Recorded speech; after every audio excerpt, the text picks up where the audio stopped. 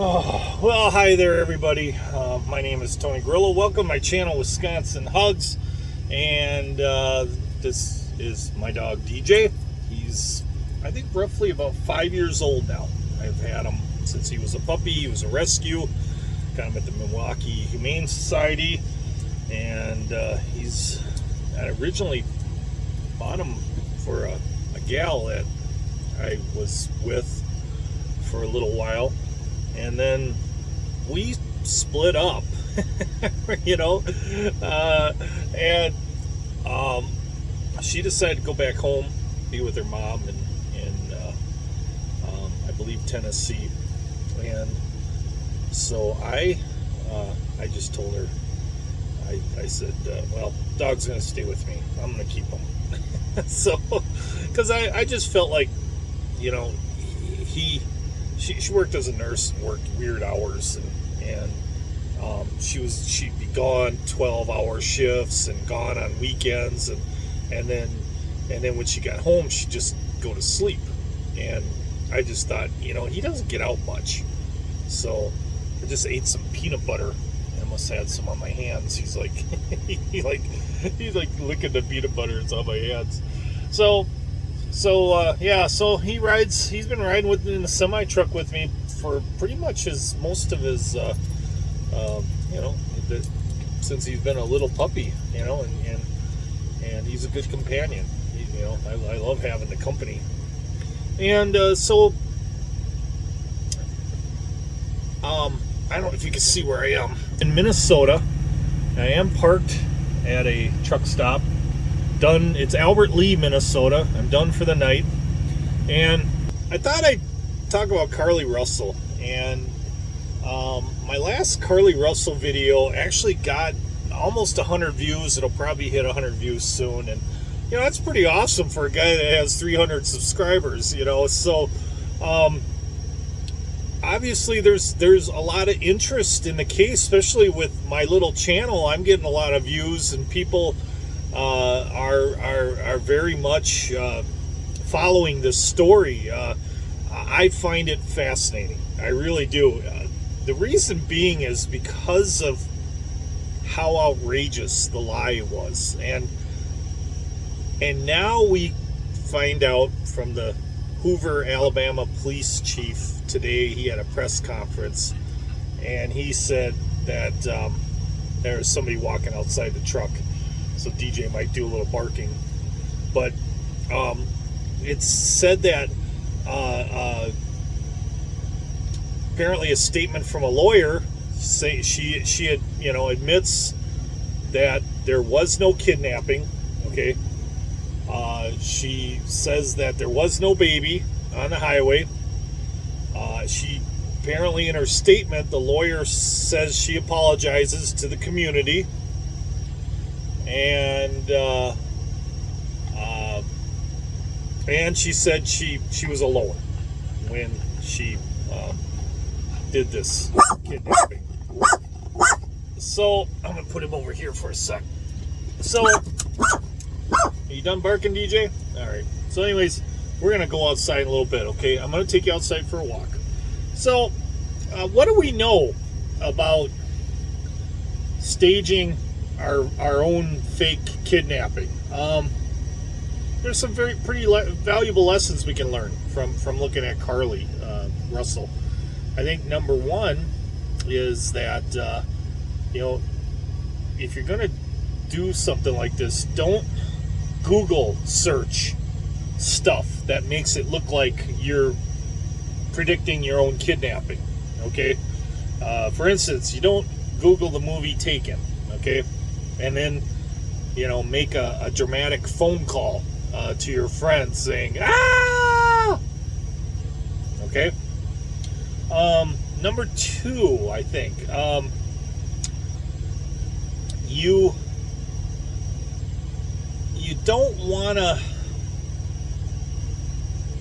make your kidnapping happen on a very busy highway that has cameras, that can record stuff, record everything that's going on. Number three, when you make your 911 call, you don't want to say there's nobody here on the road when, you know, they can timestamp the video from the highway camera and it shows there's like a car a second driving right past you. So there were a lot of cars on that road. I think another one thing that we can learn from Carlee, if we're going to do something like this, is that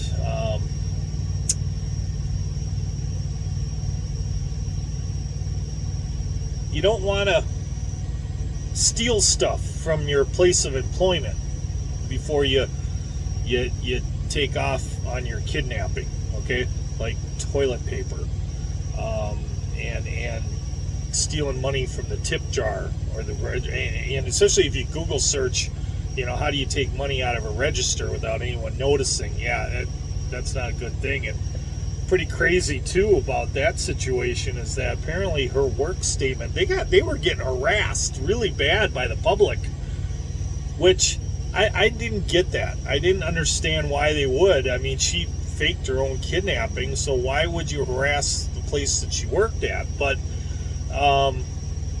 hey, you know, maybe, I don't know, maybe the place of work said, you know, before she left, she took some stuff from here. And maybe people got mad about that. That's probably what happened. I don't know every detail of this story. I'm still trying to catch up. There's some of you out there that can educate me. I'm just putting this out here as purely discussion, because I know that people want to talk about this and they want to hear other people's opinions, and they find it as fascinating as I do. There's a couple channels out there that I'm really enjoying right now, just listening to what they have to say about it. Another thing that, you know, you don't want to do is you don't want to stop at a gas station and buy Cheez-Its and granola.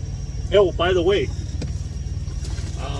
I have to admit, I tore my box apart, but I actually did buy, I don't know if you can see this or not, I actually did buy Nature Valley granola bars, crunchy peanut butter, because I don't know, I was thinking about Carlee when I was grocery shopping, and I totally forgot about the Cheez-Its. I should have bought Cheez-Its too, but I walked by the granola bar aisle, and I haven't picked up granola bars in a long time, and I thought, oh, you know what? I thought about Carlee, and, you know, in fact, she had granola bars with her, and I thought, yeah, why don't I grab some granola bars? You know, it's been a while since I had them, and yeah, I've been enjoying them very much.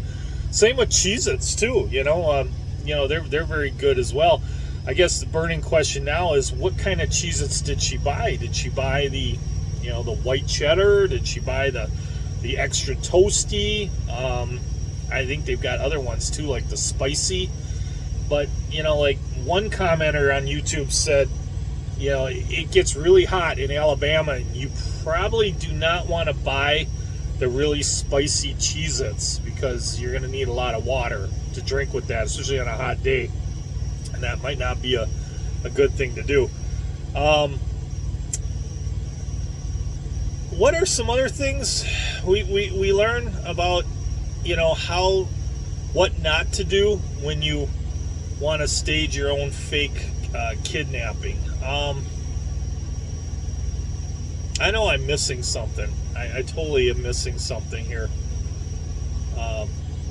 But I guess, you know, everybody's happy she's home. You know, everybody's happy. I made a video earlier where my thinking was the reason why she did what she did was she was trying to get revenge on her boyfriend. That's what I had thought. I had told a story about a similar event that happened to me, not on the grand scale that she did it, but, you know, I was dating a girl. I just met her freshman year, and I was just a kid, you know. I was like only 18 years old, and this gal, you know, that I only knew like 1 or 2 days, she saw me talking to another gal on the campus, and she came running up to me. It was at nighttime. She came running up to me and said, Tony, I've been attacked. Thank God you're here. I've been attacked.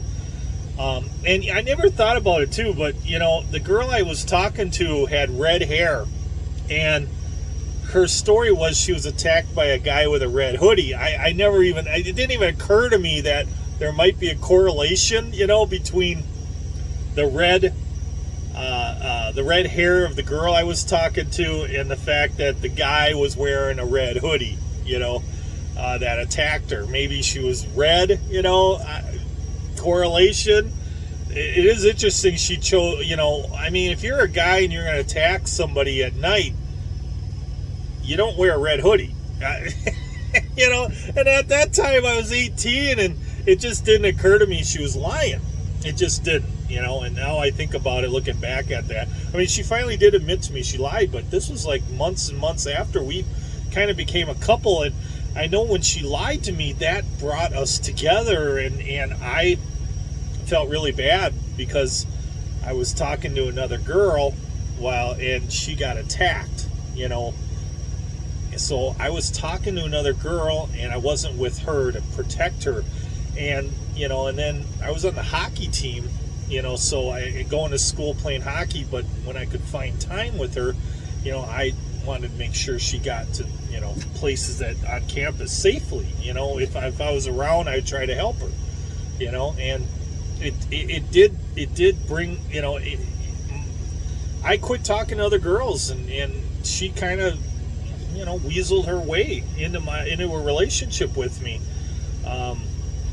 And we eventually broke up, but still, I remember when she told me she lied, I felt sick in the stomach, like I was been totally duped into being in a relationship with her. But let's take a quick look at Carlee too as well. Carlee drives a really nice Mercedes-Benz, red Mercedes-Benz, beautiful car. I personally like pickup trucks. I have a GMAC Canyon, and I love that truck. 2017, I love it. I just, fun truck. And so she's driving a very expensive. She lives with mom and dad. Still, she lives with mommy and daddy. So she's not living on her own. She's got she's obviously smart because she got one degree, but a psychology. But, it's really interesting that she has a psychology degree and she went and she did what she did, even with a psychology degree. I mean, wouldn't you think this is crazy? Shouldn't even, you don't even need a psych degree to know what's right from wrong, and just messed up. So apparently also the wig she was wearing, because she threw her wig on the ground, apparently the wig that she had, I didn't know anything about it, but that wig is can cost anywhere from $200 to $1,000. And a lot of it is actually glued to their hair. It's attached some way, and so it's not a cheap wig either. So, there are people out there that are saying she is probably spoiled because she lives at home. She don't have to pay any rent. Parents seem to be very well to do. I guess her mom's a real estate agent, and that's another thing too. Where did Carlee stay for 2 days? Was she at the Red Roof Inn in Atlanta? I mean, people are speculating. Was she there? We don't know. Or was she hiding out at a house that maybe her mom was selling? I honestly don't think her parents knew. I really don't think they knew that she was lying. But obviously they because Carlee finally admitted that, but, it is funny that Carlee chose for her abductor a man with orange hair. And I talked about Jussie Smollett, going after MAGA hat wearing Trump supporters, conservatives in Chicago. and his attackers, he said, wore MAGA hats, and he said they were conservatives. They said this is Trump country in Chicago.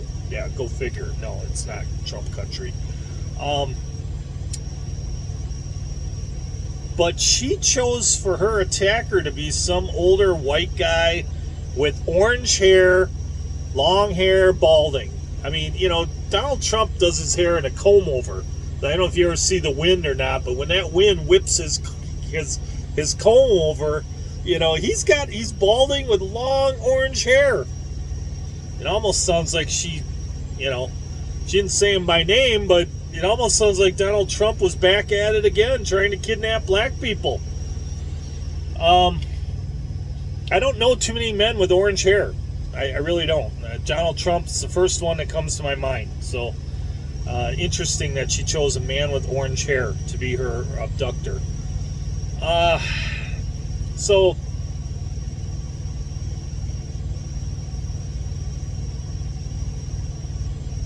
that's all I got about this. It's just, this is a wild case. It is interesting. I follow some other YouTube channels, and you know, like Christina Randall has a huge following, like 1 million some subscribers, and I enjoy what she has to say. And she's still, you know, having a hard time getting over the idea that this really is a hoax. I think she really wanted to believe this was real, you know, that this whole thing was real.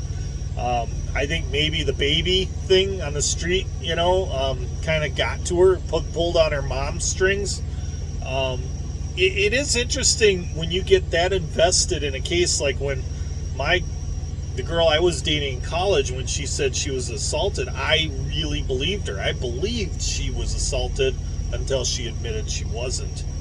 But yeah, I did believe it. I believed her.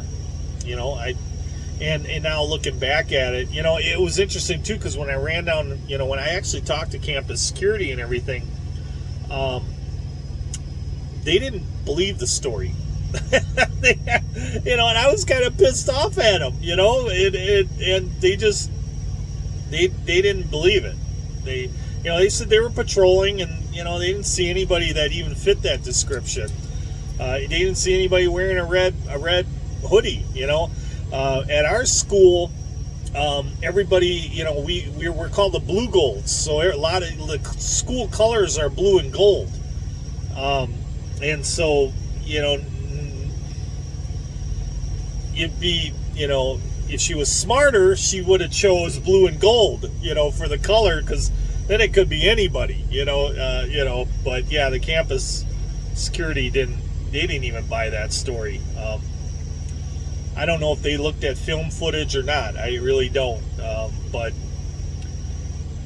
probably not. You know, I mean, I had a kid next door to me who, he was stealing the license plates off the campus police cars, you know, and he did this for a whole year. He was getting away with it, and so I always thought that's so ballsy. I thought, where the hell are the cameras? Aren't they, you know? Finally, somebody probably ratted him out, because he must have showed somebody his collection of campus, you know, campus police. I had another kid too that got into trouble. What he had done is he had made copies of $1 bills with a copy machine, and apparently the candy machine at that time in our campus, this was back in 1987, you could stick a copy of a $1 bill into that machine and it would think it was a real dollar. And so he was doing that to get free stuff out of the machine. And the school, you know, saw what was going on. They didn't know who was doing it. They got the Secret Service involved in this case. And so the Secret Service was actually there at my school, University of Wisconsin-Eau Claire, and they were investigating to figure out who was doing it. And then one day he started making sheets with dollar bills on it. And one time he totally forgot that he had written a note on the back of one of his pieces of paper, you know, and he was cutting them up, whatever, and he used he totally forgot about. He threw it in their machine, and so the police, the Secret Service, got that one with the little note. It just said something like it was like maybe a brief little note. It said somebody's name, such and something, and then he signed it with his initial. He only signed it one letter, but then the Secret Service, they had a lot to go on there. They had the fact that they could nail. Look at this lady. We're waiting to get in. You got a lot of lady truck drivers here. So she's like, dang, I'm waiting for this guy to get in, and all these people are moving in. I wonder if she's going to try backing in on me. Oh, is she going to back right in next to me? Hope she don't hit my truck. But she probably, a lot of these lady drivers, they know what the hell they're doing, so I'm sure that's what she's going to do. Or maybe she might, you really don't want to pull in, nose in here. But yeah, looks like she's going to back in right next to me. So yeah, everybody's getting ready to quit for the day. Busy day. So that's about all I got because I'm losing track. But yeah, that's how the Secret Service caught that guy that I went to school. He did serve. Let's see how she's doing. Looks like she's backing in pretty good. She got it. She's not going to hit me. That's good. I'm so glad she's not going to hit me. She's doing good. All right. So yeah, I was he wound up I think he got 6 months probation because he never committed any other crimes, but they let him out on work release or college or school release. So he would go to his classes and then he had to go right to jail, and he didn't get to do any partying for that 6 months, and he said he got the best grades he ever got that one semester, that 6 month period. So, and I think one of the deals they worked out is it would get expunged from his record or something if he didn't get in any more trouble. He was on probation, all that stuff. They would take it off his record. They actually were nice to him. I mean, that would suck. Like, can you imagine? Like you have that on your record and you want to go get a job, and then they're like, yeah, we did a background check on you. Can you explain why the Secret Service arrested you? Yeah, it might be hard to get a job. Imagine being a teacher or something like that. I think he was a business student at that time. But so, all right. Well, that's all I got for you. This video went way too long. I only wanted to do a 5-minute video, but hey, I appreciate the subscriptions. I noticed I got a few more. I was looking up, how do you get monetized? And, because everybody talks about, hey, I have a YouTube channel, I'm making coin, I'm making bank. And I'm like, God, I haven't seen any money from my channel. And apparently, the very first step in doing that is you have to have 1,000 subscribers. So, all these channels that are out there, all these people are trying to get their channel going. If you really like their stuff, subscribe. And here's another thing too. I noticed that there are channels out there I love, and I noticed I got unsubscribed by them, which I didn't unsubscribe. The YouTube thing unsubscribed me from them. I don't know why it did that, but it did, and so I had to resubscribe. So make sure you check if there's channels there that you like, if there's a person there that you like. Hopefully you like me. I'll tell you what, I have funny videos. People come and they laugh at some of my stuff, and then I went and did something political and then they like unsubscribe from me. But just know that I'm over 50 years old, and I am dating a wonderful younger Latino lady, and she's awesome, and we've been together a year now, and so I'm probably going to bring her on my channel pretty quick. I did one video where we told our story about how we met, and maybe I'll do another video with her in it. She's just, the thing I love about her is she has just got the biggest heart in the world. She's just so such a great, big-hearted, caring, loving person. There's, you know, she just, you know, and you can't ask for a better person than that. And I guess the only other story I had was, you know, her brother right now, her younger brother, is going through a real rough time right at the moment, and so we've been trying everything we can to help him out, you know, during this rough time. He's got 2 kids, you know, and so right now he's a single dad, and so you know, so we've been having him come stay by us, you know, when he needs to come, you know, and if the kids, you know, need a place to be, you know, and because he's got to go work, they come stay over at our place, you know, and so that's been a lot of fun doing that and having them around. But we went to church together, me, her, and her brother. Actually, he's got 3 kids, or 4 kids. I'm sorry, 4 kids. I forgot. He's got 2 older ones that pop in and out. They're super nice kids. But one of the older kids and the 2 younger ones, she's got a baby girl and another kid that, you know, that's just a wild hellion 3-year-old.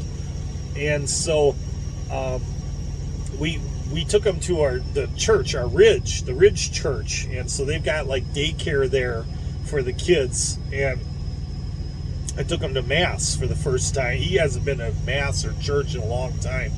And it just felt like the message was right for him, the pastor. They were doing what they call movie week or movie thing. What they do is they take a movie and then they explain, you know, Bible.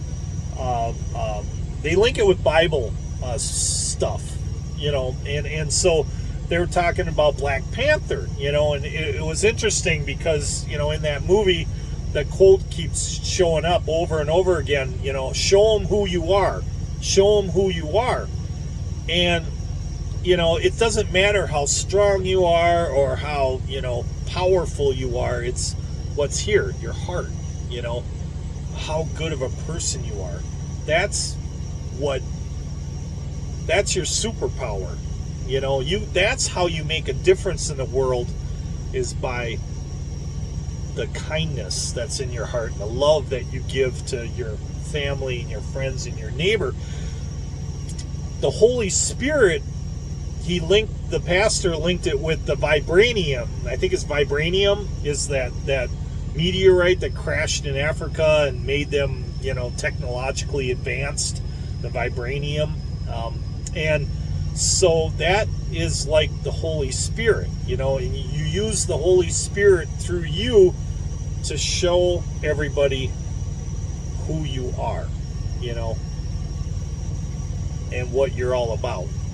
And, you know, even during this crisis, I'm not going to get into it too much, but maybe someday, you know, if he wants to talk about it on my channel, I'll let him talk about it. But he's